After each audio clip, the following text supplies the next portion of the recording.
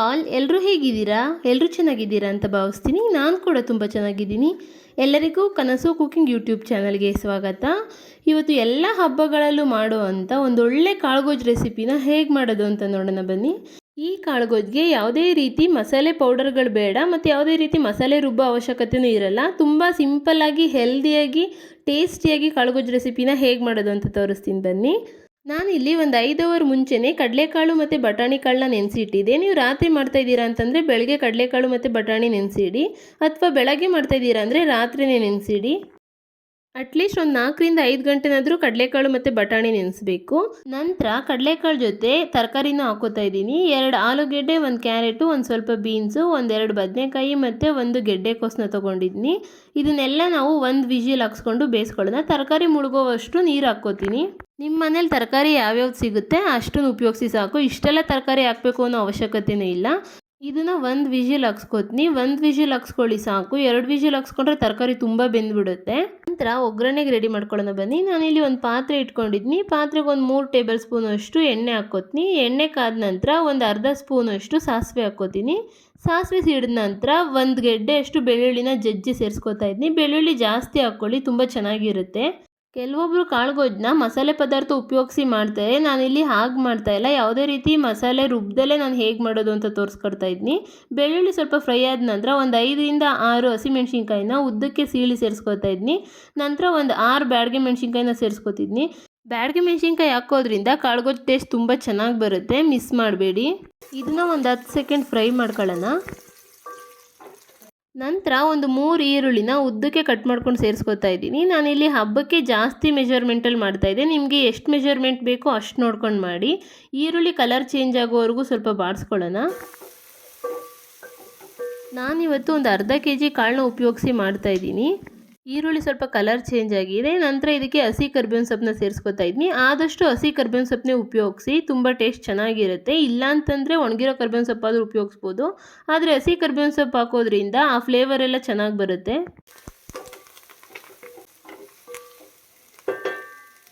ನಂತರ ಒಂದು 4ರಿಂದ 5 ಟೊಮೆಟೊನ ಸಣ್ಣದಾಗಿ ಕಟ್ ಮಾಡ್ಕೊಂಡು ಸೇರಿಸ್ಕೊತಾ ಇದ್ದೀನಿ. ಟೊಮೆಟೊ ಜಾಸ್ತಿನೇ ಹಾಕ್ಕೊಳ್ಳಿ, ಕಾಳುಗೊಜ್ಜಿಗೆ ಟೇಸ್ಟ್ ತುಂಬ ಚೆನ್ನಾಗಿರುತ್ತೆ.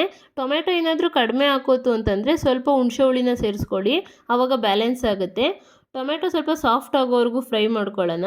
ಯಾರಾದರೂ ಹೊಸ್ದಾಗಿ ನನ್ನ ಚಾನಲ್ನ ನೋಡ್ತಾ ಇದ್ರೆ ಪ್ಲೀಸ್ ಸಬ್ಸ್ಕ್ರೈಬ್ ಮಾಡಿ. ನಂತರ ಇದಕ್ಕೆ ಟೊಮೆಟೊ ಬೇಗ ಸಾಫ್ಟ್ ಆಗಲಿ ಅಂತ ಸ್ವಲ್ಪ ಕಲ್ಲುಪ್ಪನ್ನ ಸೇರಿಸ್ಕೊತಾ ಇದ್ದೀನಿ. ಹೊಸ್ದಾಗಿ ಅಡುಗೆ ಕಲಿತಿರೋರು ಈಸಿಯಾಗಿ ಈ ಕಾಳುಗೊಜ್ಜನ್ನ ಮಾಡ್ಕೊಬೋದು, ತುಂಬ ಟೇಸ್ಟಿಯಾಗಿರುತ್ತೆ. ನೋಡಿ, ಟೊಮೆಟೊ ಆಲ್ಮೋಸ್ಟ್ ಸಾಫ್ಟ್ ಆಗಿದೆ, ಎಣ್ಣೆ ಎಲ್ಲ ಬಿಟ್ಕೊಂಡಿದೆ. ಇವಾಗ ಇದಕ್ಕೆ ಬೇಯಿಸಿರೋ ತರಕಾರಿ ಮತ್ತು ಕಾಳನ್ನ ಸೇರಿಸ್ಕೋಬೋದು. ಮುಂಚೆ ನಾವು ಕಾಳು ಮತ್ತು ತರಕಾರಿ ಬೇಯಿಸೋದ್ರಿಂದ ಇವಾಗೇನು ಜಾಸ್ತಿ ಟೈಮ್ ಹಿಡಿಯೋಲ್ಲ. ಇಷ್ಟಾದಮೇಲೆ ಒಂದು 10 ನಿಮಿಷ ಹಿಡಿಯುತ್ತೆ ಅಷ್ಟೇ. ನೋಡಿ, 1 ವಿಜಿಲ್ ಹಾಕ್ಸ್ಕೊಂಡಿದ ನಂತರ ಏರೆಲ್ಲ ಔಟ್ ಆದಮೇಲೆ ನಿಮಗೆ ತೋರಿಸ್ತಿದ್ದೀನಿ ಯಾವ ರೀತಿ ಬೆಂದಿದೆ ಅಂತ. ಕಾಳೆಲ್ಲ ತುಂಬ ಚೆನ್ನಾಗಿ ಬೆಂದಿದೆ ಮತ್ತು ತರಕಾರಿನೂ ಅಷ್ಟೇ ಕರೆಕ್ಟಾಗಿ ಬೆಂದಿದೆ. ಈಗ ಇದನ್ನ ಒಗ್ಗರಣೆಗೆ ಸೇರಿಸ್ಕೊಳ್ಳೋಣ. ನಿಮಗೆ ಕಾಳುಗೊಜ್ಜು ಸ್ವಲ್ಪ ಗಟ್ಟಿ ಬೇಕು ಅಂತಂದರೆ ನೀರನ್ನ ಸ್ವಲ್ಪ ಕಡಿಮೆ ಸೇರಿಸ್ಕೊಳ್ಳಿ. ಸಪ್ಪೆಸ್ಟಿರುತ್ತೆ ಅಲ್ವಾ, ಅದನ್ನ ಎತ್ತಿಟ್ಕೊಂಡು ಕಾಳು ಮತ್ತು ತರಕಾರಿನ ಸೇರಿಸ್ಕೊಳ್ಳಿ. ಆಮೇಲೆ ಹದ ನೋಡಿಕೊಂಡು ಸೇರಿಸ್ಕೋಬೋದು ನೀರನ್ನ. ಕಾಳು ತರಕಾರಿ ಹಾಕಿದ ನಂತರ ನೀಟಾಗಿ ಮಿಕ್ಸ್ ಮಾಡ್ಕೋತೀನಿ. ಇನ್ನೇನು ಯುಗಾದಿ ಹಬ್ಬ ಬಂತು, ಹಬ್ಬಕ್ಕೆ ಈ ರೀತಿ ಕಾಳುಗೊಜ್ಜು ಮಾಡಿ ಎಲ್ಲರೂ ಇಷ್ಟಪಡ್ತಾರೆ. ಈ ಕಾಳುಗೊಜ್ಜನ್ನ ದೋಸೆ ಜೊತೆ, ಚಪಾತಿ ಜೊತೆ, ಪೂರಿ ಜೊತೆ, ಗೀ ರೈಸ್ ಜೊತೆ ಎಲ್ಲದಕ್ಕೂ ಬೆಸ್ಟ್ ಕಾಂಬಿನೇಷನ್ ಅಂತಲೇ ಹೇಳ್ಬೋದು. ಒಂದ್ಸಲ ಟ್ರೈ ಮಾಡಿ ನೀವು, ಈ ರೀತಿ ತುಂಬ ಚೆನ್ನಾಗಾಗುತ್ತೆ.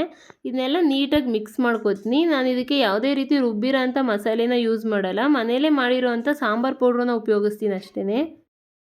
ನೋಡಿ, ನಾನು ಸ್ವಲ್ಪ ನೀರು ಜಾಸ್ತಿ ಆಗುತ್ತೆ ಅಂತ ಕಾಳು ಬೇಯಿಸಿರೋಂಥ ನೀರನ್ನ ಎತ್ತಿಟ್ಕೊಂಡಿದ್ದೆ. ನನಗೆ ಇನ್ನು ಸ್ವಲ್ಪ ಬೇಕು ಅಂತ ಅದನ್ನ ಸೇರಿಸ್ಕೊತಾ ಇದ್ದೀನಿ. ನಂತರ ಇದಕ್ಕೆ ಒಂದು 3 ಟೇಬಲ್ ಸ್ಪೂನ್ ಅಷ್ಟು ಮನೇಲೇ ಮಾಡಿರೋಂಥ ಸಾಂಬಾರು ಪೌಡ್ರನ್ನ ಉಪಯೋಗಿಸ್ತಾ ಇದ್ದೀನಿ. ಸಾಂಬಾರು ಪೌಡ್ರ್ ಅಂತೂ ಇದು ತುಂಬ ಚೆನ್ನಾಗಿದೆ. ನಿಮ್ಗೇನಾದರೂ ರೆಸಿಪಿ ಬೇಕು ಅಂದರೆ ನನಗೆ ಕಮೆಂಟ್ ಮೂಲಕ ತಿಳಿಸಿ, ಹೇಗೆ ಮಾಡೋದು ಅಂತ ನಿಮಗೆ ತೋರಿಸ್ಕೊಡ್ತೀನಿ. ನಂತರ 1 ಸ್ಪೂನ್ ಅಷ್ಟು ಅಚ್ಚ ಪುಡಿ ಉಪಯೋಗಿಸ್ತಾ ಇದ್ದೀನಿ. ಖಾರದ ಪುಡಿನ ಸ್ವಲ್ಪ ನೋಡ್ಕೊಂಡೇ ಹಾಕ್ಕೊಳ್ಳಿ, ಯಾಕೆಂದರೆ ಒಗ್ಗರಣೆಗೆ ಹಸಿಮೆಣ್ಸಿನ್ಕಾಯಿ ಹಾಕಿರ್ತೀವಿ. ಜಾಸ್ತಿ ಖಾರ ಹಾಕಿದ್ರೆ ತಿನ್ನೋದಕ್ಕೆ ಚೆನ್ನಾಗಿರೋದಿಲ್ಲ, ಅದಕ್ಕೋಸ್ಕರ. ಪುಡಿ ಹಾಕಿದ ನಂತರ ನೀಟಾಗಿ ಮಿಕ್ಸ್ ಮಾಡ್ಕೊಳ್ಳಿ. ಪುಡಿ ತುಂಬ ಜಾಸ್ತಿ ಏನು ಹಾಕೋಕ್ಕೆ ಹೋಗಬೇಡಿ, ಬೆಂದಾದ್ಮೇಲೆ ಇನ್ನು ಸ್ವಲ್ಪ ಗಟ್ಟಿಯಾಗುತ್ತೆ. ಅದಕ್ಕೆ ಒಂದು ಪುಡಿನೇ ಹಾಕಿರೋದ್ರಿಂದ ಯಾವುದೇ ರೀತಿ ಗಂಟಾಗ್ದಲೇ ಇರೋ ಥರ ನೀಟಾಗಿ ಮಿಕ್ಸ್ ಮಾಡ್ಕೊಳ್ಳಿ. ತರಕಾರಿ ಎಲ್ಲ ಸ್ಮ್ಯಾಶ್ ಆಗೋ ಥರ ಮಿಕ್ಸ್ ಮಾಡ್ಕೊಳಕ್ಕೆ ಹೋಗ್ಬೇಡಿ, ಸೈಡಿಂದ ನೀಟಾಗಿ ಮಿಕ್ಸ್ ಮಾಡ್ಕೊಳ್ಳಿ. ಈ ಟೈಮಲ್ಲಿ ನಿಮ್ಗೆ ಏನಾದರೂ ಇನ್ನು ಸ್ವಲ್ಪ ಪುಡಿ ಬೇಕು ಅಂತಂದರೆ ನೋಡ್ಕೊಂಡು ಸೇರಿಸ್ಕೋಬೋದು. ಯಾಕಂದರೆ ಇದಾದ್ಮೇಲೆ ಜಾಸ್ತಿ ಹೊತ್ತೇನು ಬೇಯಿಸೋವಂಥ ಅವಶ್ಯಕತೆ ಇರೋದಿಲ್ಲ. ನಂತರ ಇದಕ್ಕೆ 1 ಕಪ್ ಆಗೋವಷ್ಟು ಸಬ್ಸಿಗೆ ಸೊಪ್ಪನ್ನ ಹಾಕ್ಕೋತಾ ಇದ್ದೀನಿ. ಸಬ್ಸಿಗೆ ಸೊಪ್ಪು ಹಾಕೋದ್ರಿಂದ ಆ ಫ್ಲೇವರ್ ಎಲ್ಲ ತುಂಬ ಚೆನ್ನಾಗಿ ಬರುತ್ತೆ, ಮಿಸ್ ಮಾಡೋಕ್ಕೆ ಹೋಗಬೇಡಿ. ಇದೇ ಮೇಯ್ನ್ ಇಂಗ್ರೀಡಿಯೆಂಟ್ ಇದಕ್ಕೆ, ತುಂಬ ಟೇಸ್ಟಿಯಾಗಿರುತ್ತೆ. ನಂತರ ರುಚಿಗೆ ತಕ್ಕಷ್ಟು ಉಪ್ಪು ಹಾಕೊಳ್ಳೋಣ. ಉಪ್ಪು ಆದಷ್ಟು ಸ್ವಲ್ಪ ಕಮ್ಮಿನೇ ಸೇರಿಸ್ಕೊಳ್ಳಿ, ಆಮೇಲೆ ನೋಡ್ಕೊಂಡು ಸೇರಿಸ್ಕೋಬೋದು. ನಾನು ತರಕಾರಿ ಮತ್ತು ಕಾಳು ಬೇಯಿಸ್ಬೇಕಾದ್ರೆ ಏನು ಉಪ್ಪು ಸೇರಿಸ್ಕೊಂಡಿರಲಿಲ್ಲ, ಹಾಗೆ ಬೇಯಿಸ್ಕೊಂಡಿದ್ದೆ. ಅದರಿಂದ ಇವಾಗ ರುಚಿಗೆ ತಕ್ಕಷ್ಟು ಉಪ್ಪನ್ನ ನೀಟಾಗಿ ನೋಡ್ಕೊಂಡು ಸೇರಿಸ್ಕೊಡೋಣ. ನಂತರ 1 ಕಪ್ ಆಗೋವಷ್ಟು ಕಾಯಿ ತುರಿನ ಸೇರಿಸ್ಕೊತೀನಿ. ಕಾಯಿ ತುರಿ ಹಾಕ್ಕೊಂಡಿದ್ದನ್ನ ನೀಟಾಗಿ ಮಿಕ್ಸ್ ಮಾಡ್ಕೊಳ್ಳೋಣ. ನೋಡಿ ಇಷ್ಟಾಯಿತು ಅಂತಂದರೆ ಆಲ್ಮೋಸ್ಟ್ 90% ಕಾಳುಗೊಜ್ಜು ರೆಡಿನೇ ಆಗೋಯಿತು. ಇದನ್ನು ಇನ್ನೊಂದು 5 ನಿಮಿಷ ನಾವು ಲೋ ಫ್ಲೇಮಲ್ಲಿ ಬೇಯಿಸ್ಕೊಂಡ್ಬಿಟ್ರೆ ಕಾಳುಗೊಜ್ಜು ರೆಡಿನೇ ಆಗೋಗ್ಬಿಡುತ್ತೆ. ನೋಡಿ ಈ ಹದಕ್ಕಿದ್ರೆ ಕಾಳುಗೊಜ್ಜು ತುಂಬ ಚೆನ್ನಾಗಿರುತ್ತೆ. ತುಂಬ ಗಟ್ಟಿ ಆದ್ರೂ ಚೆನ್ನಾಗಿರಲ್ಲ, ತುಂಬ ತೆಳು ಆದ್ರೂ ಚೆನ್ನಾಗಿರಲ್ಲ. ಈ ಥರ ಇದ್ದರೆ ಗ್ರೇವಿ ಟೈಪಲ್ಲಿ ಇರುತ್ತೆ.